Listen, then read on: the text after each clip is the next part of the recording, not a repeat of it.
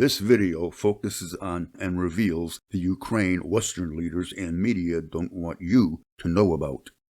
Please feel free to pause this video whenever you want more time to read what's on the screen. So, the war in Ukraine grinds on, and so does the propaganda. Two things I want to mention here. Last spring, Russia announced that it was deploying tactical nuclear weapons to Belarus, which borders Ukraine on the south, Poland on the west, and Lithuania on the north. Western media made a big deal about this deployment. They didn't tell you that the US has had tactical nukes in Europe for over 10 years. You can be sure that the Russians have known about them, and that they also know that they are intended to be used against only one country. Guess which one? That's right, Russia! Next, you might recall when President Biden announced that he was sending cluster bombs to Ukraine. You probably don't recall when a White House spokesperson said that if Russia used cluster bombs against Ukraine, it would be a war crime. You didn't remember it, and Western media didn't remind you, because then they'd have to explain why Russia using cluster bombs is a war crime, but Ukraine using cluster bombs isn't a war crime. Some people think Russia could have won the war in a few months if they had used the same kind of shock and awe blitzkrieg the US used on Iraq in 2003.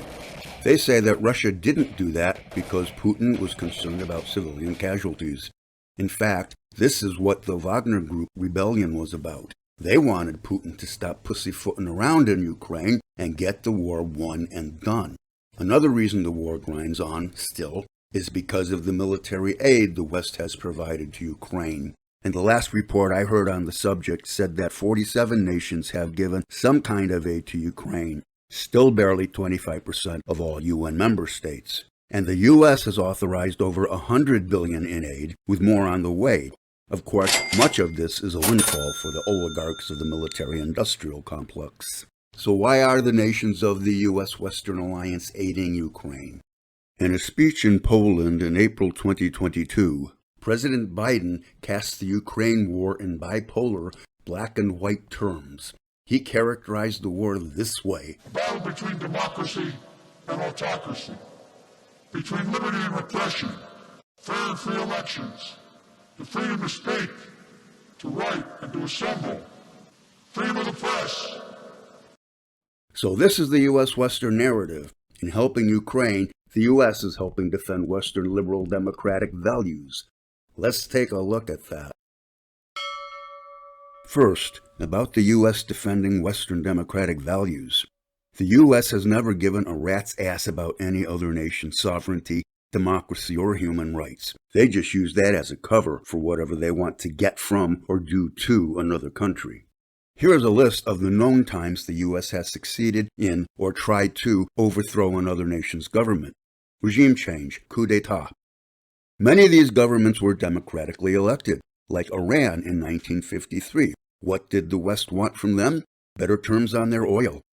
Or Guatemala in 1954, to protect the economic interests of United Fruit Company. Or like Bolivia in 2019, to give mega-billionaire Elon Musk and his company Tesla easy access to Bolivia's lithium deposits. And, well, looky here, Ukraine in February 2014. That coup removed the democratically elected pro-Russian president and replaced him with an unelected pro-Western puppet. Later that month, a recording of a phone conversation between U.S. Assistant Secretary of State Victoria Nuland and U.S. Ambassador to Ukraine Jeffrey Pyatt about the coup was leaked online. It's on YouTube. You should listen to it. In it, Nuland and Pyatt discuss who they want in the new Ukraine government, while implicating then Vice President Joe Biden as part of the coup leadership. Clearly, Joe Biden didn't give a crap about democracy in Ukraine in 2014, and he doesn't today. This map shows the geographical development of Ukraine as a nation.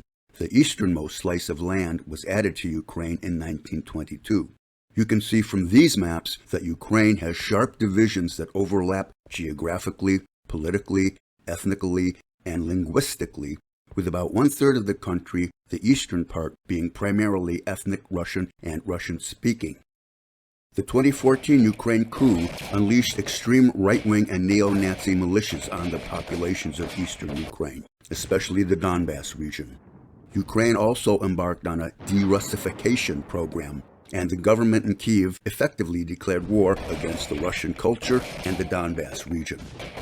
Being under attack by their own government and neo-Nazi militias, the Ukraine provinces of Luhansk, Donetsk, and Crimea held referenda in May 2014, in which their populations voted overwhelmingly for independence from Ukraine. Soon after, Luhansk and Donetsk declared themselves to be independent republics, and Russia came to their aid. This is why some people say that the Ukraine war really began in 2014 and was started by Ukraine. In 2015, a roadmap to peace was developed, the Minsk Protocols, that could have ended the civil war and possibly prevented the Russian invasion. Zelensky came to power in 2019. In February of 2023, Zelensky said he simply refused to implement the 2015 Minsk Agreement. I wonder why. Well before the Russian invasion, Ukraine was considered the most corrupt nation in Europe. Western media hated Zelensky and Ukraine, and Zelensky was already becoming increasingly autocratic. Since October 2021, reports on information disclosed in the Pandora Papers have revealed that Zelensky stole public money to fund his rise to power. The corruption continues to this day, with reports that Zelensky skimmed $400 million in Western aid money. Considering the negligent way the Pentagon accounts for military spending, the many allegations of widespread money laundering are certainly reasonable. With more than $100 billion in U.S. weaponry and financial aid flowing to Ukraine in less than a year, and more on the way, concerns about weapons falling into terrorists' hands and dollars into corrupt officials' pockets are mounting, as are calls for better oversight. Rather than the patchwork of watchdogs at various departments that we have now, Senators Kennedy and Sinema advocated for a single Inspector General's office for Ukraine aid. But Senate Democrats, led by Chuck Schumer, voted down that provision, making Ukraine's misuse of U.S. and other aid easier. Is Ukraine really the bastion of Western liberal democratic values that Western media make it out to be? Let's take a look at that. In February 2021, Ukraine President Zelensky signed a ban on 8 media and TV companies alleged to be pro-Russian. A member of an opposition political party called this a blatant act of censorship. In May of 2021, Zelensky put under house arrest the leader of the largest opposition party in the Ukraine parliament. In March of 2022, Zelensky banned all opposition political parties, all 11 of them. In December of 2022, Zelensky banned a major religion after he claimed that church raids discovered Russian propaganda there. Zelensky has jailed Ukrainians who have posted criticisms of him on social media. In April of 2022, it was reported that Zelensky's secret police plotted to kill Ukrainian opposition leader and journalist Anatoly Shariy. Over the centuries, most national governments have taken shots at controlling free speech and the press, and in suppressing criticism and dissent. The U.S. Department of Homeland Security took a shot at this in the spring of 2022 with a disinformation board. Backlash was so strong that they closed it down after only a few months. But rest assured that the U.S. government has ample agencies, offices, and agents working tirelessly to protect you from the truth.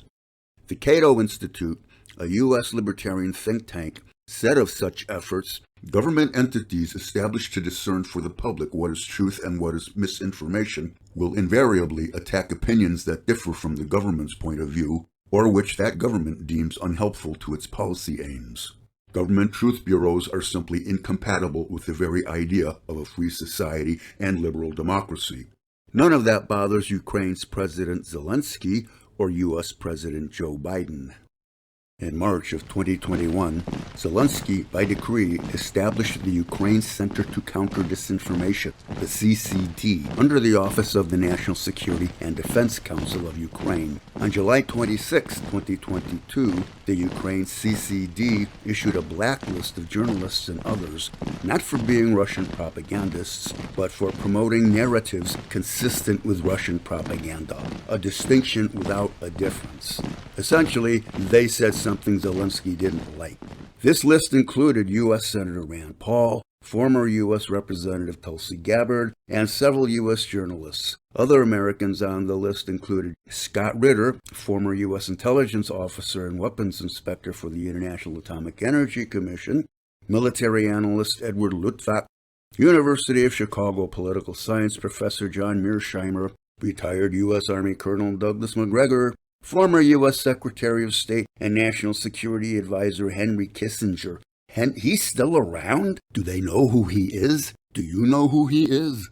And Pulitzer Prize-winning journalist Glenn Greenwald, who said the list was standard McCarthyite idiocy. Internationally, the list includes public and political figures and experts from Germany, Switzerland, Brazil, Poland, France, India, and others. One of Ireland's members of the European Parliament, Claire Daly, is listed, as is the Danish peace policy leader, Jan Oberg.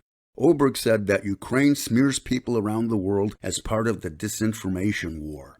When it came out, people were concerned that this CCD list amounted to a hit list or a fatwa list of alleged traitors whom patriotic Americans and or Ukrainians will feel they have a green light to assassinate. Considering that on May 18, 2023, a Ukraine newspaper reported that the head of Ukraine's military intelligence had claimed responsibility for the assassination of Russian propagandists in Russia, this fear seemed reasonable. This list was deleted from the CCD website, but the information was reportedly posted to another website which we'll talk about momentarily. Since 2014, Ukraine has had a supposedly privately run website with a more detailed hit list. Following the US-backed coup in 2014, a non-government website was established called misrepresentations. In Ukraine, it says peacemaker. This website lists the names and profiles, photos, addresses, personal and family information, schools, workplaces, etc. of people allegedly pro-Russian, anti-Ukraine. In reality, anyone who was in any way critical of Ukraine was listed. From 4,500 names in 2014, the list has grown to 130,000 to 200,000 names in 2023. The misrepresentations list includes journalists and other media people, musicians, government officials in Russia, in Ukraine, and internationally, including musician Roger Waters, former German Chancellor Gerhard Schroeder, former Italian Prime Minister Silvio Berlusconi, several French legislators, Elon Musk, and many others. It also includes information on over 300 children, a goldmine for pedophiles. Imagine having this kind of information on you or your child posted to a website that brands them an enemy of the country. Zelensky could shut this down anytime. He hasn't. In May of 2015, the website released the names, emails, and other information of more than 4,000 international journalists who had been accredited by separatist authorities so that they could report from those separatist areas. misrepresentations called these journalists accomplices to terrorists.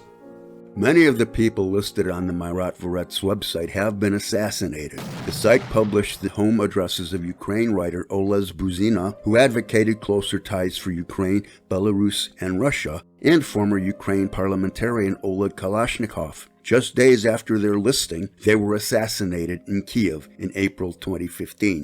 When people listed on this website are killed, the Ukrainian word for liquidated is stamped across their picture in big red letters.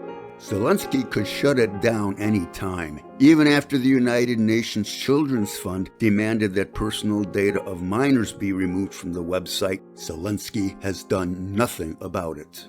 These lists, at their least dangerous, are crude McCarthyist smears of people who don't parrot U.S. Zelensky propaganda on Ukraine and the war. At their next dangerous, they are bald threats to people, including many Americans, for exercising their rights to free speech and free press. At their worst, they might be construed as license to kill.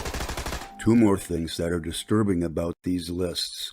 Zelensky's Ukraine Center to Counter Disinformation is funded with congressional aid money. The Myrovets website is hosted by the California company Cloudflare, and one source says that materials on the site are published from accounts whose names contain abbreviations of Western intelligence agencies. Further, as you can see on the screen, Myrovets website shows an office in Langley, Virginia, home of the CIA, and it says that it is a project of the CIA. So it looks like the U.S. Congress and the CIA are aiding and abetting a foreign government in its war against journalists, writers, public figures and politicians, and ordinary people exercising their First Amendment rights in the U.S. and their universal human rights around the world. They are helping a foreign government to silence dissent in the U.S. and the rest of the world through smears, implied threats, and terrorism.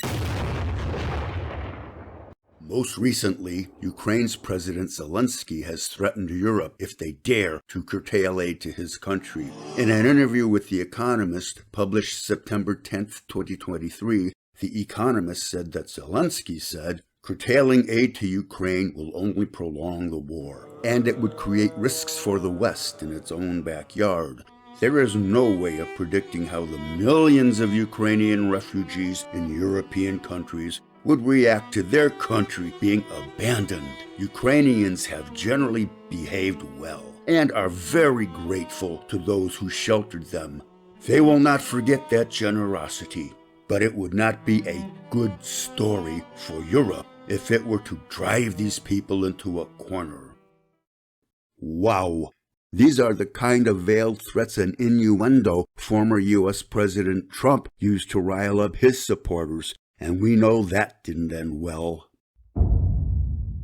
Zelensky and Ukraine are not much different from or better than what Putin and Russia are portrayed to be by Western interests. By those standards, Zelensky could be Putin's mini-me. A battle between democracy and autocracy, between liberty and repression, fair and free elections, the freedom to speak, to write and to assemble, freedom of the press. These principles are essential in a free society. Yes, Mr. Biden, all those things are essential to a free society, and Ukraine has none of them. Anytime Biden or any other Western leader claims that the West is aiding Ukraine to defend democracy against autocracy, etc., they are lying. They know they are lying, and now you know they are lying. Are their lies worth you and your family dying for in a nuclear war? If you found this video informative, educational, or entertaining, then please click on the like button, subscribe to my channel, and most importantly, share it with as many other people as you can. And thanks for watching.